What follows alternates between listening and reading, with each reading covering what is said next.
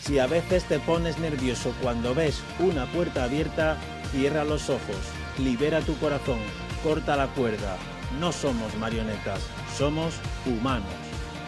Reflexiones desde la psicología y el coaching para tu desarrollo personal y profesional.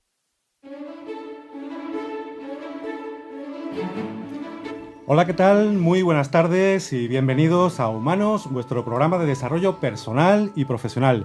Saludos cordiales, soy Germán Pecellín, psicólogo coach, y cuento en el equipo, como es habitual, de las altas capacidades de Fabián de Marco, también psicólogo coach, de Ausi Marciano, psicóloga experta en comunicación y género, y también las de nuestro amigo y compañero, el de las labores técnicas, Paco Cantalejo.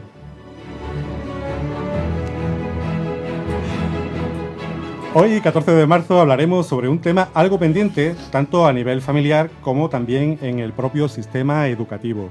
Hoy hablamos sobre altas capacidades intelectuales. Ya sabéis que podéis llamarnos a nuestros teléfonos 955 68 37 21 y 955 68 66 32. ¡Comenzamos! Muy buenas tardes, Fabián. Hola Germán, buenas tardes a todos. Muchas gracias por el cumplido, aunque tendré que demostrarlo. Me lo estás poniendo bastante alto el listón de esta Ahora tiene tarde. La oportunidad. Tema interesante el de hoy, tema del que hablamos poco, pero importante que un viernes más sigamos aprendiendo acerca de este novedoso tema que seguramente con la ayuda de nuestra experta invitada podremos conocer las particularidades de las altas capacidades intelectuales. ¿Y tus altas capacidades cómo están hoy, Ausi? Las altas capacidades no lo sé, la voz un poco mejor que la semana pasada. A eso me refería. Aunque todavía no estoy en mi voz melodiosa. Bueno, pues buenas tardes, Germán. Buenas tardes a todas las personas que nos oyen. Y yo estoy muy interesada en conocer el tema que la experta invitada va a introducir hoy. Me parece que es un tema muy desconocido para la población en general y muy importante que se tenga en cuenta para poder desarrollar toda la capacidad, todo ese torrente potencial que tienen los niños y niñas de altas capacidades. Podéis llamar a los teléfonos si estáis interesados en participar, 955 68 37 21 y 955 68 66 32. Muy bien, Ausi. Pues en esta tarde nos acompaña Teresa Fernández Reyes, licenciada y doctora en Psicología y experta universitaria en diagnóstico y educación de los alumnos con alta capacidad. Teresa está con nosotros para hablarnos sobre el tema de hoy, altas capacidades intelectuales. Os recordamos que para poder teneros más cerca en este programa hecho para vosotros, que sois los que no os conformáis con hacerlo posible, para vosotros que sois los que lo hacéis posible, ponemos a vuestra disposición 2 líneas de teléfono, como comentaba Ausi. Podéis llamarnos a lo largo de este programa al 955 68 37 21 y al 955 68 66 32. Como es habitual, estas líneas ya están abiertas. También a partir de este mismo momento podéis enviarnos propuestas, sugerencias y aquellos comentarios que consideréis de interés a nuestro correo electrónico. Participa @humanosradio.com. Síguenos en Twitter @humanosradio. Visita nuestro blog humanosradio.com y nuestra página de Facebook Humanos Radio. A menudo no es más inteligente el que sale adelante, sino el que se atreve. Humanos, viernes de 1 a 2 de la tarde en Radio Guadaira. Para tu desarrollo personal y profesional, Humanos.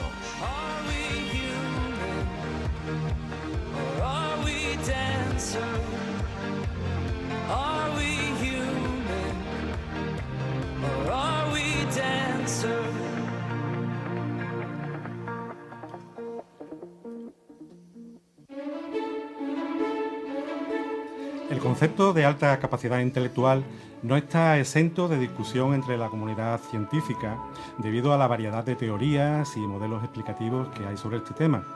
Pero hablando en general, para introducir el tema y a riesgo de caer en simplismo, podríamos decir que una persona con una alta capacidad es aquella que tiene una inteligencia muy superior a la de las personas de su misma edad. Otra cosa sería ponernos de acuerdo sobre qué es la inteligencia y sobre cómo medirla. Pero esto nos dará para otro problema que seguro que también será muy interesante. Precisamente a lo largo de esta tarde hablaremos de esas altas capacidades para tener más datos y poder trabajar desde ese lugar, desde el lugar de la información, del lugar del conocimiento, en contra de tantísimos mitos que a veces valoramos y damos absoluta credibilidad. Curioso es que cuando hablamos de diferencias, de diversidad, pareciera que aquellas cuestiones que están por debajo de la media pueden ser mejor atendidas y mejor comprendidas que cuando hablamos de aquellas que están por encima de la media. Y cuando hablamos de altas capacidades, precisamente de altas capacidades intelectuales, debemos de tener en cuenta estas especificidades propias y necesarias, no solamente en el ámbito educativo, sino también tan importantes en el ámbito familiar. Sí, estoy de acuerdo en que hay muchos prejuicios y muchos estereotipos acerca de las personas que tienen una alta capacidad, una sobredotación intelectual. Entiendo que muchas personas pensarán que estos niños, estas niñas son los que sacan sobresaliente en todas las asignaturas, el típico empollón, empollona, tímido, retraído, con poca habilidad social y para las relaciones. Creo que es importante y a lo largo del programa de hoy intentaremos desbancar todos esos mitos y normalizar a estas personas. Por otra parte, creo que es muy interesante dar pautas acerca de cómo la familia puede encajar la noticia de que en su casa, su hijo o su hija es sobredotado intelectualmente, porque como el sistema educativo español da para lo que da y da pocas respuestas, las familias muchas veces se sienten totalmente desprotegidas y carentes de herramientas necesarias para abordar el tema. Y sobre todo, Ausi, también el poder tener claro de qué hablamos cuando hablamos de altas capacidades intelectuales. Estamos hablando de niños prodigios, estamos hablando de talentos, estamos hablando de superdotados. Y una cuestión importante también para las familias que nos escuchan, que cuando se intuye que en casa puede haber alguna persona que convive con altas capacidades intelectuales, no es una apreciación que hacemos en casa, sino que precisamente son los psicólogos especializados en estas cuestiones quien disponen de todas las herramientas y pruebas para poder medir y valorar que efectivamente esas altas capacidades intelectuales están presentes en la persona y a partir de aquí diseñar todas esas estrategias para acompañar a esa persona a que gestione de la mejor manera su alta capacidad intelectual. Yo quiero destacar también la importancia de un diagnóstico precoz para que estos niños y estas niñas tengan la respuesta inmediata a esa necesidad y que puedan desarrollarse tanto a nivel cognitivo como social y emocional hacia esa formación integral que la persona necesita. Sí, está claro que tienen una serie de necesidades educativas específicas, necesitan también de un entorno, un ambiente adecuado y esta atención tiene que venir en principio de los padres, también de educadores, para facilitar por un lado la integración social y por otro el aprovechamiento de todas sus cualidades. Bueno, pues os recordamos que estamos en Humanos, en vuestro programa de desarrollo personal y profesional. Hoy hablamos sobre altas capacidades intelectuales.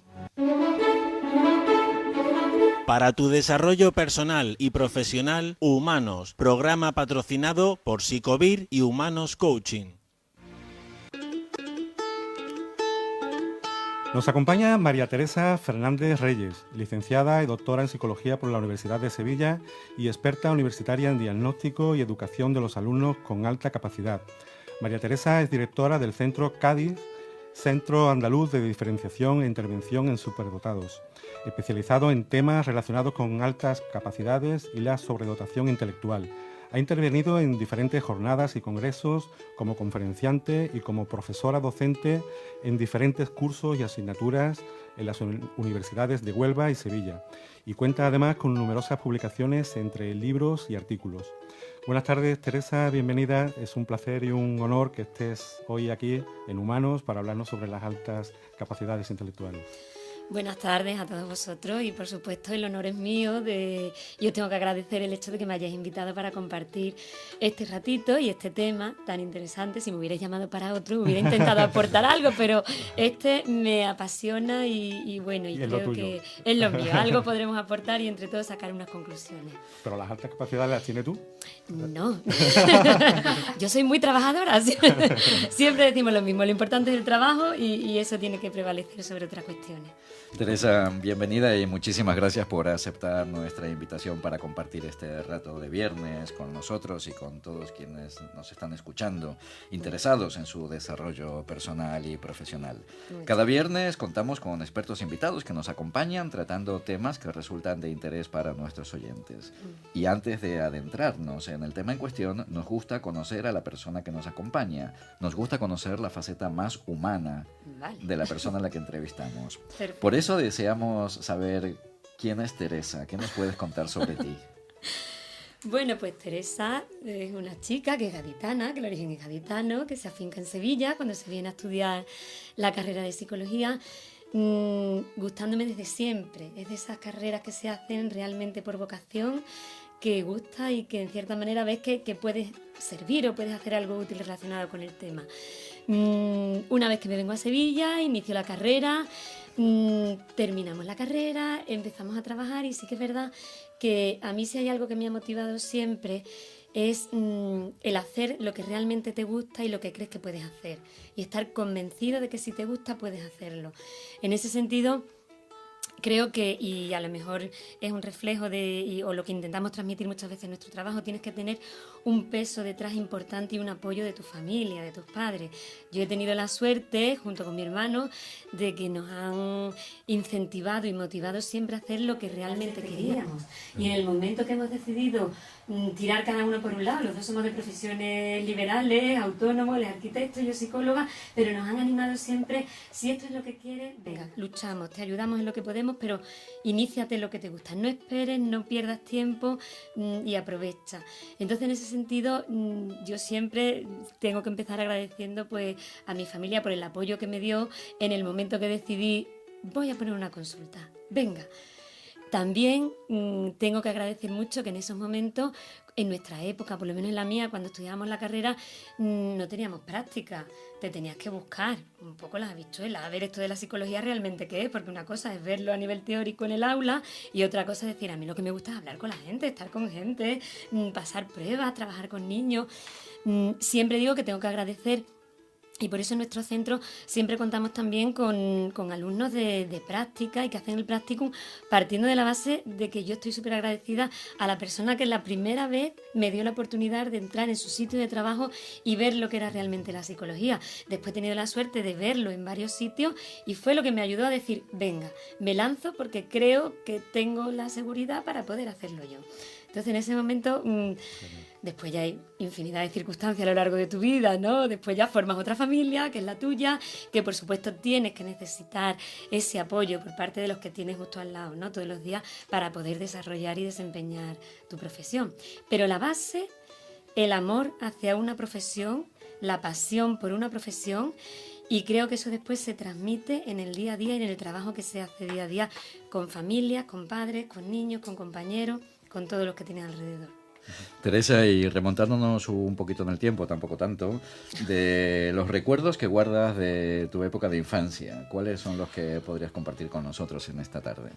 Bueno, yo los recuerdo, como decía antes, creo que he sido afortunada, he tenido una infancia que mis padres me la han puesto fácil en la medida de las posibilidades que tenían, que ya os digo, yo venía de otra ciudad, el hecho de ayudarte, ¿no?, a hacer lo que quería, pero ha sido una infancia de colegio, de estudiar, de jugar, de conforme iban pasando los años de trabajar, de ser consciente de que cada vez hay que trabajar un poquito más, pero realmente una infancia feliz, feliz con amigos, con amigas, con familia, con compañeros, compartiendo, muy feliz. Muy feliz. Nos has comentado que tu tránsito por la universidad fue apasionante porque algo que habías elegido y decidido desde hacía ya tiempo y además contando con muy buenas ideas por parte de tu entorno y con un apoyo familiar más que importante y necesario. Una vez acabada la facultad, ¿tus primeros pasos en el mundo profesional cuáles fueron? Pues mis primeros pasos, yo creo que como los de casi todos, es dar vueltas por infinidad de sitios, entregando currículum, haciendo mucho trabajo sin ser remunerado, trabajando en colegios, en guarderías, dando clases particulares, en fin, recorriendo todo lo que a lo mejor conocemos, ¿no?, lo que pasamos por allí. Sí que es verdad que uno de los primeros trabajos fue un trabajo en un instituto, en un centro de formación profesional, donde impartía pues módulos de lo que era educador infantil, relacionado, había de todo, de temas de administrativo, de temas de estética, de muchas ramas. Entonces yo daba aquellas asignaturas que tenían que ver, ¿no?, con la titulación que yo tenía. Ese trabajo yo lo utilicé para poder ir manteniendo mi consulta por las tardes. Entonces fueron muchos años de trabajar realmente mucho, de compaginar trabajo por la mañana para mantener lo que era después una consulta que decidí abrir en un momento determinado, chiquitita, que ahora antes comentaba Ausi, qué bonito el sitio en el que estáis ahora, qué grande, qué... Claro, yo cuando viene la gente y lo ve, ¡ay, qué bien, qué suerte! No es suerte. Es después de muchísimos años de trabajo, de formación, de prepararte, de hacer mucha formación por licenciatura, ¿no?, de cursos de máster, de cursos de doctorado, de congresos, de jornadas, de ir labrándote un poco tu propio perfil, ¿no?, para decidir después cuál es el camino que vas a continuar. Estamos hablando de la realidad pura y dura a la que nos tenemos que afrontar muchísimas veces cuando verdaderamente sentimos esa pasión por lo que queremos hacer, incluso esas experiencias de hacer y dar nuestros primeros pasos profesionales sin recibir un dinerito a cambio, sino simplemente ese aprendizaje y esa soltura, esas tablas que nos permiten avanzar y llegar a donde estamos. Y hablando de dónde estamos, Teresa, a día de hoy, ¿cuáles son tus responsabilidades profesionales? Pues bueno, a día de hoy, eso que empezó como una consulta chiquitita, donde se trabajaba con poquitos niños, hemos ido creciendo, hemos ido incluso cambiando la sede hasta que hemos llegado a lo que es actualmente el Centro Cádiz, que es un centro que yo tengo la suerte de dirigir, que hemos ido creciendo muy poquito a poco, pero se ha ido creciendo, que es lo importante, y entonces pues contamos con una serie de recursos tanto humanos como materiales, ¿no? Pero sobre todo el capital humano es el que tenemos muy importante. Tenemos un equipo de entre 10 y 15 personas de especialistas en muchos temas diferentes, y trabajamos tanto en el ámbito de la evaluación como de la valoración de las altas capacidades, como después de la intervención. Tenemos una parte muy importante de programas que dedicamos al desarrollo cognitivo, emocional y social de estos niños y niñas con altas capacidades.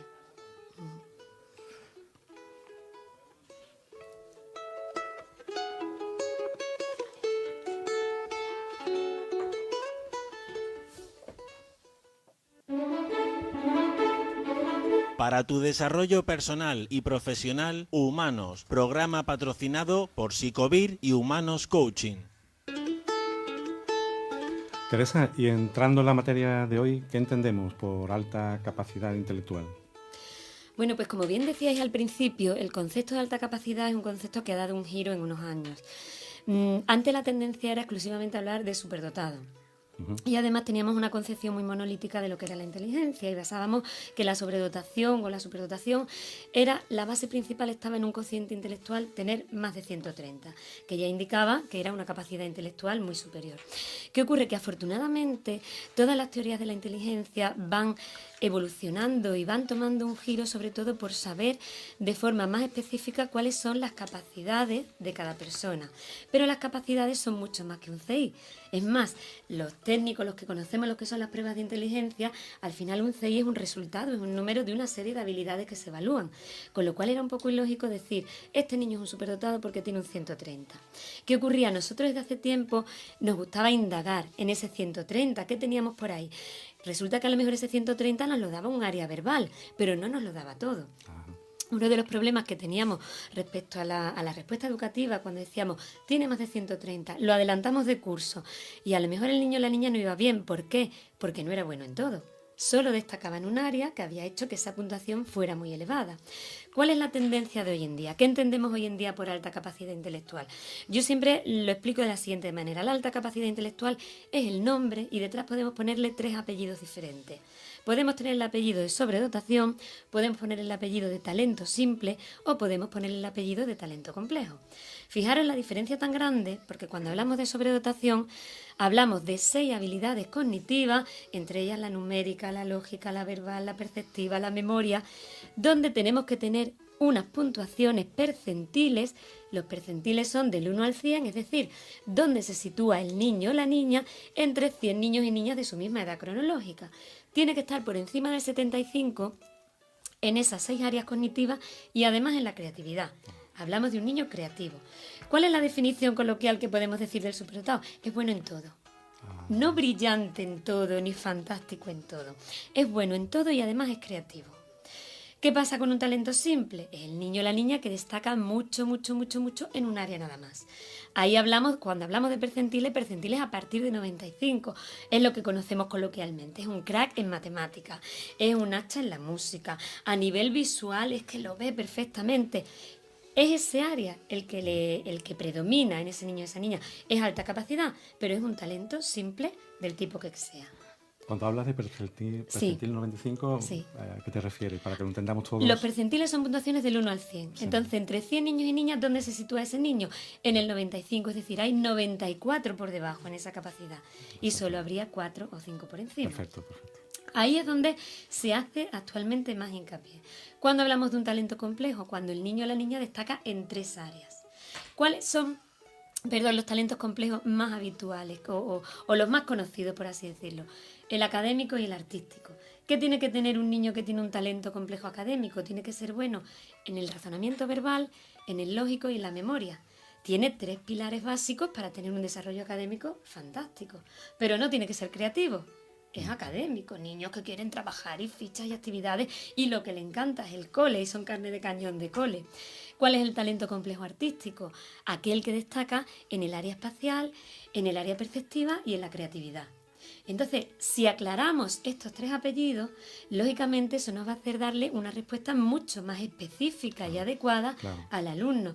No es lo mismo la respuesta que le voy a dar al niño superdotado que al talento simple matemático, que al talento complejo artístico. No tiene nada que ver.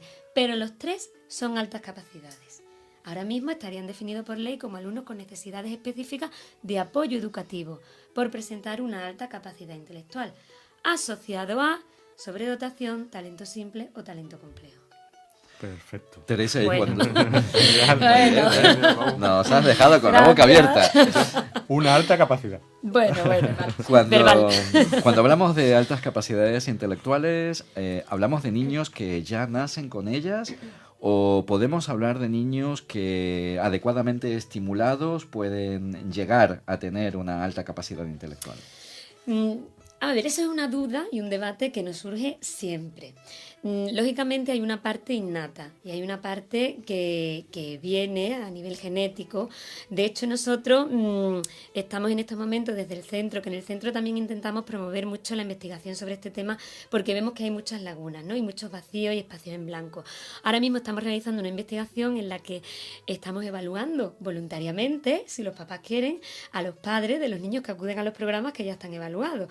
¿Por qué? Por encontrar realmente esa relación de la que se habla, pero que nos faltan datos para contrastarlo. ¿Qué estamos encontrando? Y esto es un adelanto, que sí estamos encontrando un margen de diferencia de puntos de que existe esa correlación. Pero los niños superan siempre enseguida a los padres, en prácticamente el 90%. Pero también ahí hay una lógica y lo relaciono con lo que tú preguntabas antes. Lógicamente los niños que hay ahora, el nivel de estimulación simplemente visual, perceptiva, auditiva que tienen, no eran los que teníamos nosotros. Por mucho que nos quisieran nuestros padres, que el colegio nos lo pasáramos estupendamente, esa estimulación es muy diferente. Entonces sí que estamos encontrando esa relación, pero que está justificada también. Otra cuestión es que porque el hecho de decir, hay un mito también, hablabais antes de los mitos, los hijos de los profesores son todos superdotados, porque los profesores se ponen con ellos, y los padres se ponen con los niños, y les enseñan a leer, a escribir antes de tiempo. Tú puedes estimular a un niño, pero el niño puede cogerlo, puede no cogerlo. Por mucho que tú estimules, la diferencia va a estar en la rapidez del aprendizaje. Muchas veces yo digo, la diferencia o la característica principal de estos niños es que aprenden rápido. Entonces, si yo me propongo que un niño lea, con 4 años el niño va a leer. La diferencia va a ser que uno va a aprender solo, entre comillas solo, porque hay un estímulo y hay un aprendizaje, pero va a aprender preguntando, ¿qué pone aquí? ¿Qué letra es esta? La A. Y esta la M. Y si pongo la M con la A, más. Ah, entonces si pongo la P con la A, pa. Y otro va a necesitar horas y horas de cartillas, de libros. Pero la diferencia es que ellos aprenden con un estímulo mínimo, aprenden con una rapidez muy superior al resto de los niños. Y además de tener esta clave que aprenden con más rapidez que el resto de los niños, ¿hay otras características que diferencian a los niños con altas capacidades intelectuales? Hay muchas características. Lo que pasa que yo personalmente no me gusta sacar un perfil de los alumnos y decir si cumple 4, si lo es, si cumple 8, pues lo es más. No. Vamos a tener características de muchos tipos. La principal, como os decía antes, que aprenden rápido. Otra característica suele ser, que ocurre con muchas frecuencias, que tienen unos intereses muy claros y muy definidos. ¿Me gustan los dinosaurios? Me encantan los dinosaurios. Los dinosaurios no me gustan por encima, ni me sé solo los nombres de los dinosaurios. Sé lo que comen los dinosaurios, la dieta, cuando mudan la piel, tienen una cantidad de información del tema que les gusta. Que muchas veces a lo mejor nos encontramos que en el colegio dice, no puede ser porque el niño en el colegio se aburre. Pregúntale qué hace en casa. Pregúntale a los papás a ese niño qué está haciendo en casa por la tarde. El otro día, fijaros, me comentaban un caso de un niño con 3 años que sabe leer y escribir. Y entonces la profesora le había puesto a colorear una ficha. Y el niño le había escrito, no, no, no, no. La preocupación de la profesora era que no había coloreado la ficha, pero no se había fijado en que el niño con 3 años le estaba escribiendo que no quería hacer la ficha, que prefería hacer otra cosa. Como esto podemos poner muchos ejemplos. El niño que colorea el plátano y le dice a la señora que está mal porque no lo ha coloreado de amarillo.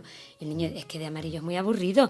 Le he puesto 28 colores que son los que yo he mezclado y he sido capaz de crear. Eso es creatividad, eso es un índice de creatividad. Entonces, lo que os decía, el interés muchas veces por algunas cosas pueden llevar a aburrirse cuando la actividad es muy mecánica, muy repetitiva, muy desmotivadora. Entonces, son niños que los intereses lo tienen muy claro. Otro aspecto es el nivel de sensibilidad. Suelen ser niños muy sensibles y tenemos ejemplos desde niños que ven injusto que una persona esté pidiendo por la calle y por qué otro tiene para comer y por qué ellos, y lo pasan realmente mal, o la injusticia puede estar en que estoy jugando un partido de fútbol y le digo al árbitro que uno de mi mismo equipo ha cometido una falta. Es que es injusto que el árbitro no se haya dado cuenta, claro, los demás se le echan encima, por Dios, pero es un nivel, muchas veces, ese sentido de la justicia, de lo que está bien y lo que está mal, excesivamente elevado, ¿no? O incluso te comentan los papás que estaban escuchando una música de un anuncio y que ha llorado. Hay veces que hablamos de una hipersensibilidad o un nivel sensorial incluso más elevado que en otros niños, ¿no?, de esa misma edad. ¿Y de qué manera funciona el cerebro de una persona con una alta capacidad? ¿Hay diferencias con un cerebro, digamos, normal? Aquí es un tema que también está por investigar. Y yo aquí animo mucho a las personas, a los neurólogos, a los que se dedican más a estudiar científicamente esta parte del cerebro, que profundicen, porque sí que lo que hay, lo poquito que hay, nos habla de que el número de conexiones sinápticas es mayor y que esa conexión incluso es más rápida. Para que nos entendamos todos. Que el cerebro funciona más rápido. Sí. Cuando nosotros damos una orden al cerebro y el cerebro después manda la respuesta, todo eso ocurre mucho más rápido. ¿Qué ocurre muchas veces en estos niños? Que tienen la sensación de agobio, de tengo que hacer tantas cosas que se me han ocurrido que no me da tiempo. Un ejemplo que os pongo, hay un aspecto que puede ser característico de estos niños, que es la mala letra. ¿Por qué? Porque ellos aprenden a leer muy pronto. Si aprenden a leer pronto, ¿qué ocurre con la mano? Ellos quieren escribir porque saben lo que tienen que escribir y saben perfectamente cómo son las letras, pero el desarrollo motor no les acompaña. El desarrollo motor no tiene por qué ir más rápido. Claro. Entonces, ¿qué ocurre? Que esto de aquí arriba va muy rápido, pero el cuerpo no me acompaña. Entonces, esa letra muchas veces es mala. Ellos, si pudieran, escribirían toda la vida en mayúsculas, porque el trazo con las mayúsculas es mucho más fácil que la especificidad que me requiere hacer una letra minúscula de la muñeca. ¿Qué ocurre? Que muchas veces en el sistema educativo que nos encontramos, el niño tiene que hacer la letra perfecta, tiene que hacer, y ahí empezamos con las dificultades. Claro. Porque después, por supuesto, te argumentan, si voy a terminar escribiendo en el ordenador, ¿para qué quiero tener una letra bonita?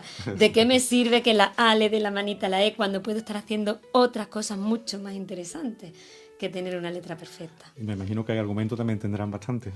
Todos. De la letra, de por qué, de yo te lo cuento, tú lo escribes, tú lo entiendes más o menos. Las agendas, veréis, porque eso ocurre que a mí no me gusta ponerlo como característica, pero sí que se repite mucho. Las agendas de estos niños suelen ser muy desastrosas, la letra caótica, no traen, pero que nos pasa a nosotros muchas veces estamos en las actividades y a lo mejor decimos, para el próximo día vais a traer tal información o buscar tal. Un porcentaje muy alto no te trae nada. Te dice, lo traigo aquí, señalándote a la frente. No me hace falta traerlo por escrito. Entonces, eso es algo que también hay que trabajar mucho con ellos.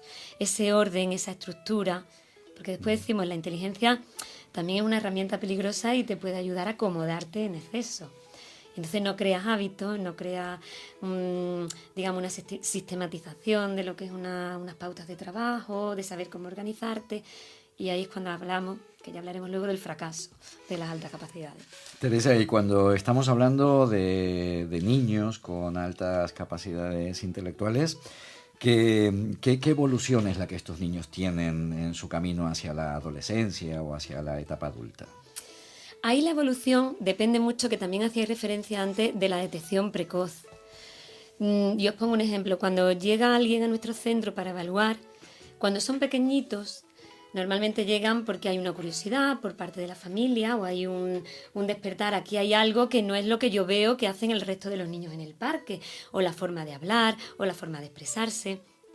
Por otro lado, pueden venir derivados por los profesores que dicen, oye, en comparación con mi clase, este niño hace tal o cual cosa. No que sea el primero de la clase, sino lo que decíamos antes. A lo mejor el profesor lo ve como un problema que no coloree, pero tenemos que ver otra cosa. Normalmente cuando llegan para evaluar con 12 años, 13, 14, el motivo de consulta ya es un problema. El motivo de consulta suele ser, este niño iba muy bien durante la etapa de primaria, sacaba muy buenas notas en primaria sin estudiar casi, sacaba todo 10, todo estupendo, y de repente empezaba a suspender. ¿Por qué? Porque no tiene las herramientas. Esa etapa de primaria es fundamental, la detección temprana, para empezar a trabajar con ellos desde que son chiquititos y a tirar de ellos hacia arriba desde que son chiquititos. Si no, se acomodan y viven mucho pues de esa renta, de esa capacidad que tienen, sin pedirle, que el problema muchas veces es, total, si saca todo 10, o si saca todo 8, o si saca todo 9, si no da ruido, si ¿para qué? Hay una diferencia muy importante en cuestión de género también, en el motivo de diagnóstico, en el primer punto de la evolución. Y eso es un tema que a nosotros desde el centro siempre nos gusta prestarle una especial atención, porque lo que vemos en las niñas es lo que denominamos el síndrome de la abeja reina. Las niñas prefieren incluso sacrificar el desarrollo cognitivo con tal de ser aceptadas por el grupo. Tienen un peso a nivel, ahí las investigaciones que hay pues nos remontan a temas culturales, generacional, de cómo se ha trabajado con ellas, qué es lo que se ha esperado, ¿no?, de las niñas. Entonces las niñas no suelen dar la lata en la clase. Las niñas, si terminan las actividades, se suelen quedar calladitas, se ponen a leer, se ponen a dibujar, pero no demandan más. ¿Qué ocurre con los varones? Los varones terminan las actividades o me lo están explicando la señora por segunda o por tercera vez, y ya tiro el lápiz al suelo, le doy una colleja al compañero, quiero hacer pipí, puedo salir por la ventana, puedo... Entonces, ¿qué ocurre? Que muchas veces el motivo de consulta es que lo vea el especialista, que lo vea el orientador, porque este niño seguramente sea un TDAH, tenga un problema de conducta, tenga algo, porque no para.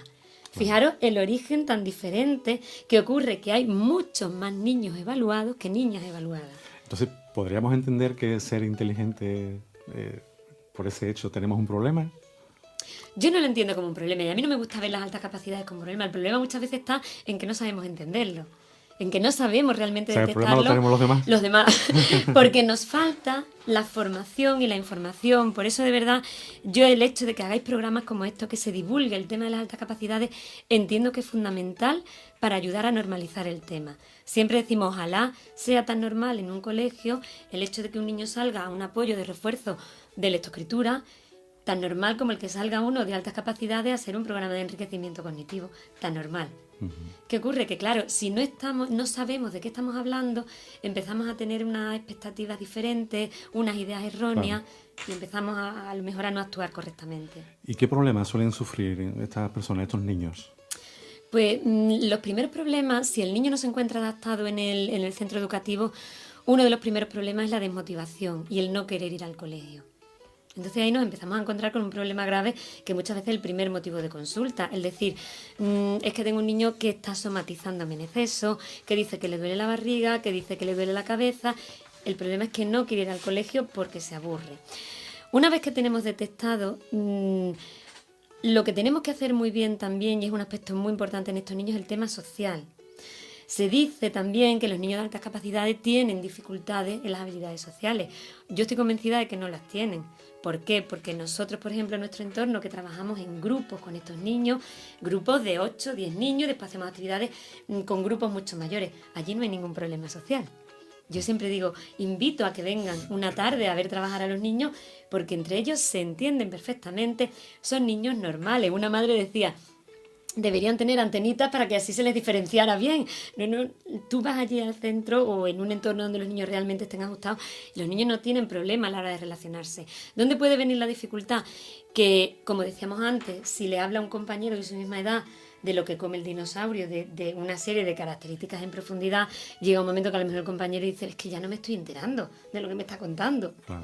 Y ahí es muy importante la labor de los tutores. Dentro de los colegios, las labores que pueden hacer para conseguir que ese crío, igual que destacamos mucho al que juega bien al fútbol y se lo valoramos mucho con el resto de los compañeros, vamos a valorarle a este niño o a esta niña esta capacidad que tiene en redactar, en escribir, en hacer poesía, en hacer cómics, en dibujar. Hay que potenciarlo también. Teresa, y hoy día seguramente ya convivimos con adultos que de niños tuvieron altas capacidades intelectuales. ¿Cómo son? Hay de todo. A mí también hay una cosa que me gusta siempre dejar muy claro, y es que cuando hablamos de altas capacidades hablamos de niños que es un grupo muy heterogéneo, de niños y niñas que cada uno al final, teniendo unas capacidades cognitivas elevadas, tienen un ritmo de trabajo diferente y después una personalidad y una forma de ser totalmente diferente. ¿Qué ocurre con los adultos? Muchos de los papás con los que nosotros trabajamos probablemente no han sido evaluados, pero probablemente sean de altas capacidades. A mí me gusta mucho, cuando hacemos la primera entrevista, plantearles a ellos, ¿hay antecedentes en la familia? Y siempre les digo, no penséis en el que tenga 5 carreras ni 6 carreras.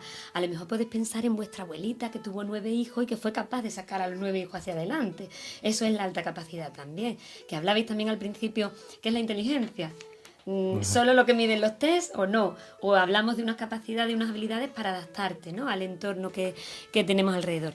Entonces muchas veces nos encontramos con adultos que han enfocado muy bien su vida, sus intereses, sus motivaciones, y después nos encontramos también con adultos que han pasado por muchos lugares de trabajo. Fijaros que eso es algo que con cierta frecuencia nos solemos encontrar. Han empezado algo, lo han hecho, ya esto a mí no me aporta nada más, cambio de trabajo. O monto un negocio, este negocio ya sé hasta dónde puede ir, cambio a otro o cambio a otro. Eso es una dinámica, una tónica que muchas veces se suele repetir en adultos. Después hay personas que lo enfocan mucho por lo académico. El que lo enfoca por lo académico, pues a lo mejor ha conseguido encauzarlo. También está el que lo enfoca por la parte creativa. Entonces tenemos muchos enfoques diferentes, igual que hablamos al principio, muchos tipos de habilidades que desarrollar en cada ser humano. ¿Y la relación en la familia, en el día a día? Pues la relación en la familia ahí es muy importante. Verá, y hay muchas reacciones cuando tú das una valoración de alta capacidad, de usted tiene un hijo o una hija de alta capacidad intelectual. Tenemos reacciones de todo tipo, desde las personas que se ponen a llorar porque piensan que eso es, o porque le han transmitido que tener un hijo de alta capacidad es un problema gravísimo, con lo cual yo desde aquí animo a las personas que no lo vean las altas capacidades como un problema, ni muchísimo menos. Lo que tenemos que hacer entre todos es darle a ese niño o a esa niña lo que necesita, igual que a cualquier otro, con un único objetivo, que sean felices. Yo siempre digo, ¿qué quieres ser jardinero? Pues que sea jardinero, pero un buen jardinero, porque tiene capacidad para entender de flores, de plantas, de bichos, de animales, perfecto, pero si su vida es esa. Yo recuerdo un caso que salió en televisión de un señor que trabajaba en una empresa y después decía que él se hizo taxista porque lo que más le gustaba en esta vida era leer, y ese trabajo era el que le aportaba realmente el tiempo para poder leer. Bueno, pues cada uno que lo oriente, pero sabiendo que lo orienta bien, ¿no?, hacia donde quiere orientarlo. Entonces, el verlo como un problema, yo soy muy de descartar que tenemos que tocar muchos puntos para no entenderlo como un problema, pero hay que tocarlo. Teresa, ¿y en España existen escuelas especiales para niños y adolescentes que conviven con altas capacidades intelectuales? No, escuelas especiales no hay, porque también aquí ahora mismo el sistema educativo es un sistema que se tiende a la integración, a la atención a la diversidad. Entonces, ¿cuál es el pie quizás del que podemos cojear un poquito? Que eso hay que hacerlo bien, esa integración y esa atención a la diversidad hay que hacerla de la mejor manera posible para que realmente los niños dentro de su curso, dentro de su colegio, dentro de su escuela, pues tengan todas las posibilidades suficientes para poder desarrollar esas capacidades. Muy bien, Teresa, muchísimas gracias, pero antes de que nos cuentes cuáles son las claves prácticas para atender las altas capacidades intelectuales, te invitamos a ti y también a nuestros oyentes a que escuchemos el relato que nos trae Ausi. Os recordamos que podéis llamar a los teléfonos 955 68 37 21 y al 955 68 66 32 para hablar con nuestra experta invitada de hoy. Ahora sí, a disfrutar de este relato. Para tu desarrollo personal y profesional, Humanos, programa patrocinado por Psicovir y Humanos Coaching.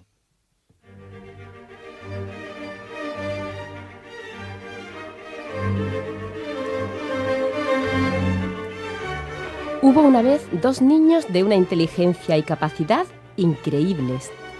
Desde pequeño demostraron grandes habilidades, superando ampliamente a cuantos les rodeaban. También desde pequeños ambos se dieron cuenta de ello y albergaban internamente el deseo de que en un futuro todos reconociesen su valía.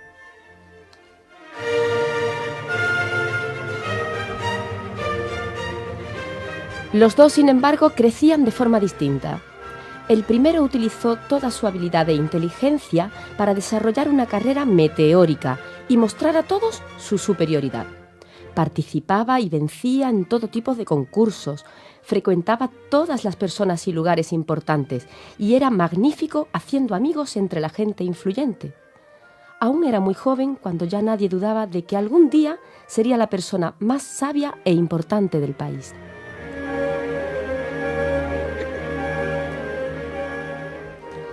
El segundo, sabedor también de sus capacidades, no dejaba de sentir una gran responsabilidad. Hacía casi cualquier cosa mejor que quienes le rodeaban y se sentía obligado a ayudarles, así que apenas podía dedicar tiempo a sus sueños de grandeza, tan ocupado como estaba siempre buscando soluciones y estudiando nuevas formas de arreglarlo todo. Así que era una persona querida y famosa, pero solo en su pequeña comarca.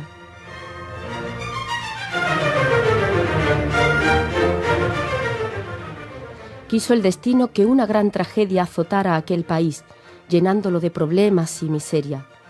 El primero de aquellos brillantes jóvenes nunca se había visto en una situación así, pero sus brillantes ideas se aplicaron con éxito en todo el país y consiguieron paliar un poco la situación. En cambio, el segundo, acostumbrado a resolver todo tipo de problemas y con unos conocimientos muy superiores, consiguió que en su región apenas se notara aquella tragedia. Ante aquel ejemplo tan admirable, en todas partes adoptaron sus soluciones y su fama de hombre bueno y sabio se extendió aún más que la del primero, llegando pronto a ser propuesto y elegido para gobernar el país.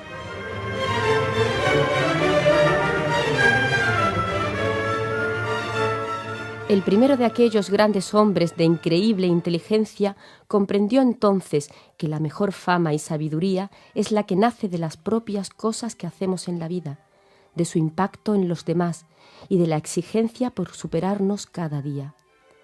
Cuentan que nunca más participó en concurso alguno, ni volvió a hacer demostraciones vacías, y que desde entonces siempre iba acompañado por sus libros, dispuesto a echar una mano a todos.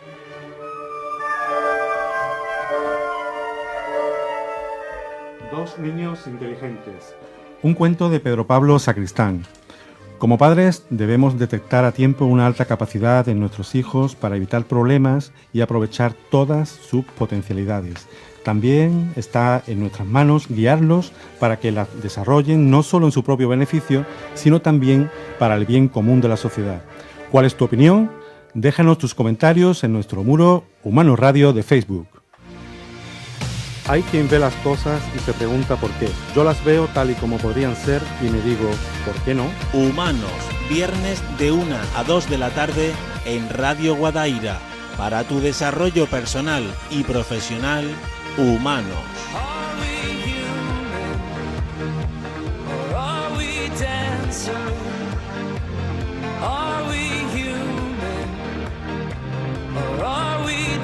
answer.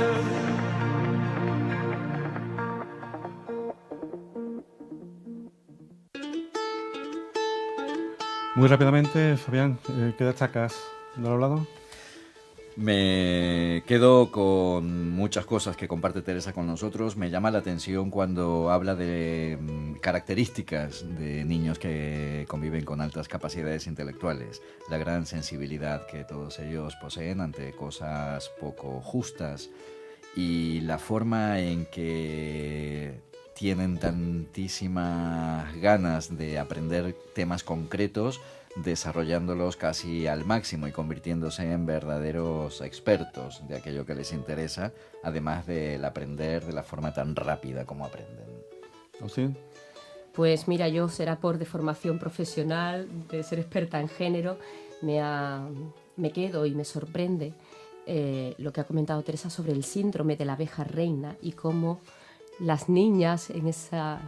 Bueno, porque supongo que es por querer seguir el rol sumiso, femenino, se disfrazan, ¿no? Quedan así como un poco ocultas con tal de no sobresalir del grupo y sin embargo pues los niños reaccionan de manera muy diferente. Creo que es importante que invertamos esa tendencia de diagnosticar antes a niños que a niñas, que diagnostiquemos a todos. A todos Y a todas por igual. Efectivamente. Seguimos disfrutando de la compañía de Teresa Fernández Reyes, licenciada y doctora en Psicología y experta universitaria en diagnóstico y educación de los alumnos con alta capacidad. Recuerda que podéis llamarnos a nuestros teléfonos 955 68 37 21 y al 955 68 66 32 para hacer alguna consulta sobre este tema. Teresa, ¿cómo podemos saber si nuestro hijo tiene una alta capacidad? Yo siempre opino que los padres somos o sois los mejores detectores, creo que de casi cualquier cosa. Otra cosa es que le pongamos un nombre, le pongamos otro, no sepamos qué nombre ponerle, pero sabemos que algo diferente a lo mejor está pasando con nuestro hijo. Pero sí que es verdad que las altas capacidades, un momento muy bueno para detectar es cuando son los niños pequeñitos. ¿Qué va ocurriendo conforme vamos creciendo? Pues que a lo mejor todos nos vamos socializando más, nos vamos metiendo en una norma, en unas pautas que tenemos que cumplir y es como que nos vamos adaptando al resto del grupo en vez del grupo a nosotros. Cuando los niños son chiquititos, lo que decíamos, destacan mucho por su forma de hablar, por las expresiones que utilizan, por muchas veces el comentario es: este niño parece un viejo, es que este niño hay que ver cómo habla, es que este niño... Pero destacan mucho por el ámbito verbal. A lo mejor luego no es el que más desarrollan, pero suelen empezar de forma muy precoz a tener un lenguaje muy diferente al resto o a utilizar las palabras en el momento exacto y en el lugar exacto que debe cada una. Otra característica es ese nivel de sensibilidad, como decíamos, ese nivel de creatividad muchas veces, el dar respuesta, que la creatividad, también me gustaría hacer hincapié un minuto nada más, porque la tendencia a pensar en la creatividad es a que el niño dibuja muy bien. Relacionamos la creatividad con lo artístico y la creatividad es el pensamiento divergente. ¿Esto qué quiere decir? Para entendernos, si yo preguntara aquí ahora mismo ¿qué es una bolsa de basura? Pues diríamos para recoger la basura, para meter las cosas, para guardar. Todas las respuestas que se vayan alejando de ese punto, que lo utilicemos como una capa para un disfraz, como un impermeable, como un escenario en un teatro de noche, eso es pensamiento divergente, es irnos hacia otras respuestas mucho más infrecuentes y eso es la creatividad. Eso es lo que tenemos que entender con un niño con creatividad. Y eso lo vemos en casa. Cuando tú tienes un niño que te está dando respuestas que no son las lógicas de un niño de esa edad, pues entonces empezamos a decir, este niño, las preguntas, la preocupación por la muerte, ¿qué hay después de la muerte? Por la religión, ¿por qué hay varias religiones? ¿Hay un solo Dios? ¿Por qué Dios permite? Preguntas que a lo mejor nos hacemos todos con una cierta edad, pero cuando a ti te lo pregunta un niño con 3, 4, 5 años, hay muchas veces que el momento, por ejemplo, de la comunión es momento de crisis. Son niños que dominan muchos contenidos científicos. Entonces empezamos, vamos a ver, ¿por dónde voy? ¿Por Adán y Eva? ¿Por los dinosaurios? ¿Por los meteoritos? Ese tipo de cuestiones en una familia, pues a ti te hace sospechar. Niños que a lo mejor hacen puzzles a velocidad del viento o con una facilidad espacial increíble. Son aspectos que tenemos que ir muchas veces tomando como referencia lo que tenemos alrededor y viendo qué diferencia encontramos en ello. Teresa, ¿y qué pistas podemos darle a padres y madres para que puedan atender a los pequeños con altas capacidades intelectuales y aprovechar todo su potencial? Hombre, para atender, lógicamente, a mí siempre me gusta partir de la base de la valoración. En el momento que tú evalúas, sea en el colegio, sea fuera del colegio, sea desde la guardería, muchas veces nos van dando datos. En el momento que tú evalúas, tú ya tienes una base para poder pedir a un colegio, a una profesora, acudir a actividades extraescolares, pero sabiendo lo que tenemos con una valoración es una información sobre nuestro hijo. Esa información que tenemos es lo que nos ayuda después a saber qué medida educativa adoptar con el crío. ¿Dónde podemos solicitar ayuda si tenemos una hija o un hijo con este problema? Vamos a ver, para solicitar ayuda ahora mismo la Junta de Andalucía tiene un plan establecido también, un protocolo para la actuación y la detección para niños con altas capacidades, que uno de los objetivos es que no pase desapercibida a las niñas, evitar la invisibilidad. Entonces se intenta, uno de los objetivos es evaluar sistemáticamente entre 5 años y primero de primaria y después entre sexto y primero de secundaria. Eso es, digamos, la parte oficial que tenemos. A partir de ahí, en todos los centros educativos hay departamentos de orientación, equipos de orientación y equipos educativos que también nos ofrece la Administración para solicitar esa valoración. Y afortunadamente, pues también hay centros fuera de lo que son la parte más administrativa, que también a nivel privado podemos ayudar a la familia a evaluar, a dar una segunda opinión o una primera opinión que sirva de base para después solicitar en el colegio la ayuda adecuada, sobre todo para intervenir luego, para dar una respuesta. No quedarnos solo con la evaluación, sino con el objetivo de intervenir. Teresa, y un último mensaje para nuestros oyentes relacionado con las altas capacidades intelectuales. Bueno, yo lo que intento siempre es normalizar el tema, pero sobre todo lo que decíamos al principio, conseguir que estos niños, estas habilidades intelectuales, estas habilidades cognitivas, sirvan para que sean felices, para que ellos sean felices y para que después nos puedan ayudar, que al final, si los ayudamos a ellos, lo lógico y lo que pretendemos todo es que esto revierta de forma positiva sobre nuestra sociedad. Nos ayudarán a tener grandes científicos, grandes artistas, grandes creadores, grandes pensadores. Tendremos un montón, un material, un potencial ahí que no le podemos dar no podemos dejarlos de lado bajo ningún concepto. Tenemos que ayudarlos, sobre todo, a que sean felices. Bueno, pues Teresa, muchas gracias. Nos quedamos casi sin tiempo ya. Muchas gracias a Teresa Fernández Reyes, nuestra experta invitada de hoy, por haber aceptado nuestra invitación y haber compartido con nosotros tus conocimientos en este programa. Te deseamos los mayores éxitos personales y profesionales.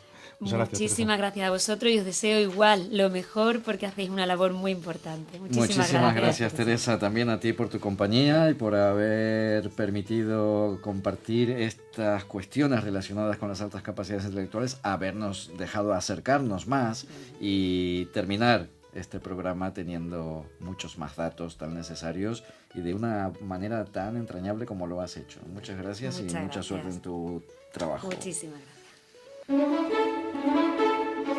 Para tu desarrollo personal y profesional, Humanos, programa patrocinado por Psicovir y Humanos Coaching.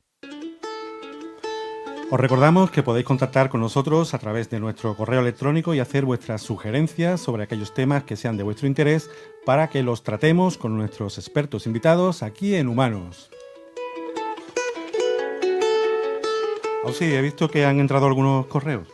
Sí, tengo aquí el correo de una oyente, de María, que nos cuenta, dice así: mi hija de 5 años no para de llorar en clase y a la hora del recreo no juega con sus compañeros porque dice que son unos niños chicos. Se lleva todo el tiempo sola en una esquina y además dice que su sueño es muy aburrida. Ella está muy preocupada y dice que qué puede hacer porque es una angustia llevarla al colegio cada mañana. Tú tienes experiencia como madre, ¿no? ¿Puedes responder tú? Sí, como psicóloga. Sí, como psicóloga y como psicóloga y como madre. Y como madre. Como madre de... ¿Me va a tocar a mí responder? Sí, yo creo bueno, que sí. yo le diría primero a María que deje atrás la angustia, porque esa angustia se la va a transmitir a su hija, para empezar. Y que corra a hablar con el profesorado o algún centro privado, como ha dicho Teresa, para que evalúen y diagnostiquen y le den las pautas necesarias. Su niña seguramente conseguirá ser una niña feliz, una niña que desarrollará ese potencial creativo, pero que la angustia hay que dejarla atrás y pedir ya cuanto antes esa ayuda. Muy bien, Ausi.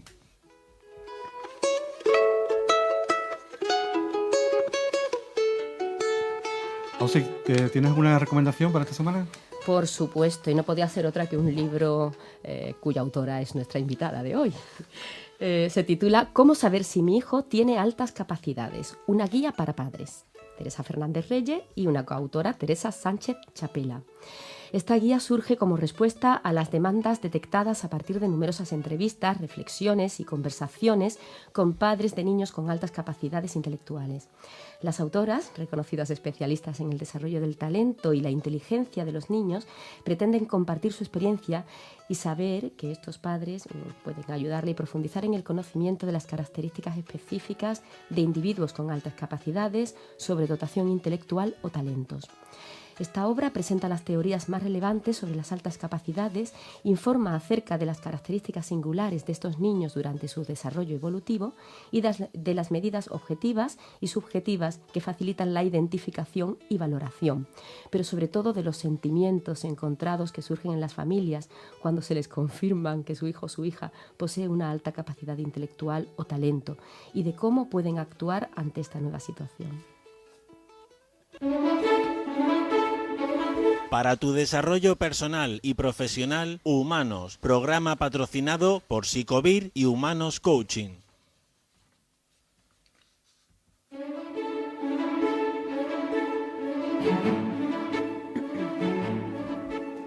Bueno, pues vamos concluyendo, Fabián, ¿con qué nos quedamos del programa de hoy? Pues para mí el titular de hoy es que el problema está en que generalmente no sabemos comprender las altas capacidades más que en las altas capacidades intelectuales. Sí.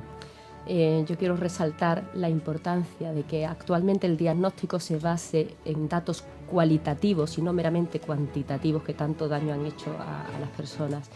Y que ya bajo ese gran paraguas que es la alta capacidad se hable de talento simple, talento complejo o sobredotación intelectual. Es importante para el desarrollo de estas personas. Bueno, pues yo me quedo con que una alta capacidad va mucho más allá de lo que mide un simple test de inteligencia, que lo que es una etiqueta que solemos poner siempre de superdotado, de lo que sea.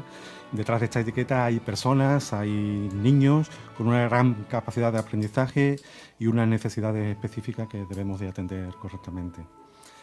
Bueno, pues ya estamos en la recta final, estamos acabando el programa de hoy. Hemos contado con Teresa Fernández Reyes, que nos ha dado la oportunidad de saber algo más sobre las altas capacidades intelectuales. Confío en que os haya gustado y en que no os perdáis el siguiente programa. En el siguiente programa hablaremos sobre formación y desarrollo en la pequeña empresa. Habitualmente escuchamos hablar de formación y desarrollo en empresas grandes. La pequeña empresa, la empresa familiar, la que está al lado de casa, ¿cómo puede beneficiarse de esas acciones formativas? ¿Cuáles son las particularidades que esa formación puede darle a la empresa para que sobreviva en momentos como los que nos encontramos, de tanta dureza y tanta competitividad? No te pierdas nuestro próximo programa y la opinión de nuestro próximo experto invitado. Que seas feliz, que tengas una estupenda semana y hasta nuestro próximo programa. Hasta el próximo viernes. Tenemos una cita a la 1 p.m. en Humanos, tu programa para el desarrollo personal y profesional. Recuerda que puedes ver nuestros programas en el blog humanosradio.com. Que disfrutéis del fin de semana. Muchas gracias a todos. Hasta la próxima. Suelta las amarras, navega lejos de la seguridad del puerto, deja que las velas se hinchen, explora, sueña, descubre, disfruta de la semana y recuerda, podemos ser más humanos.